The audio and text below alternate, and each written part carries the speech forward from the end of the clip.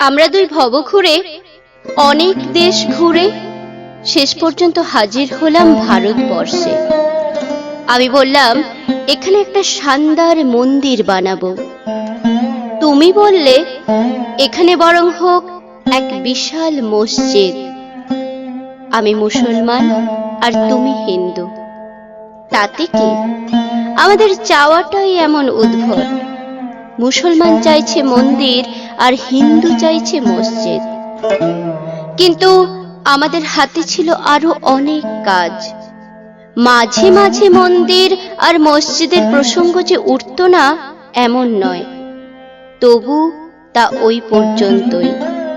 আমরা চাষবাসে, প্রযুক্তিবিদ্যায়, চিকিৎসায়, জ্ঞান বিজ্ঞান, সৌন্দর্যের অধিকারে নিজেদের ক্ষমতা বারংবার প্রমাণ করলাম।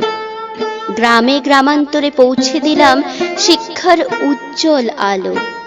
আর প্রতিটি দেহে যুক্তির জাদুকাঠি ছুঁয়ে করে তুললাম স্বাস্থ্যবান।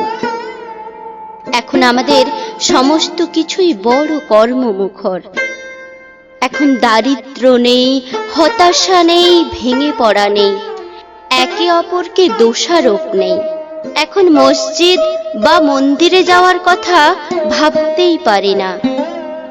দুর্ঘটনা বিশেষ হয় না, চিকিৎসাতেও হয় না বিভ্রাট। মারা গেলে নিতান্ত প্রাকৃতিক নিয়মেই চলে যেতে হয়। মানুষ আরো বেশি মানবিক হয়েছে। ঈশ্বরের উদ্দেশ্যে আর কোনো বলি দেওয়ার দরকার হয় না। বৃক্ষ, পশু পাখি, আকাশ বাতাস সমস্তই একেবারে দূষণ মুক্ত। স্বর্গোদ্যান বললে অত্যুক্তি হয় না। এরই মধ্যে একদিন দুজনে হাঁটতে হাঁটতে এসে পৌঁছলাম সেইখানে যেখানে বহু বর্ষ আগে একজন মুসলমান ঠিক করেছিল মন্দির বানাবে এবং একজন হিন্দু ভেবেছিল মসজিদ। গিয়ে দেখি সেখানে চমৎকার হ্রদে কত রকমের হাঁস খেলে বেড়াচ্ছে।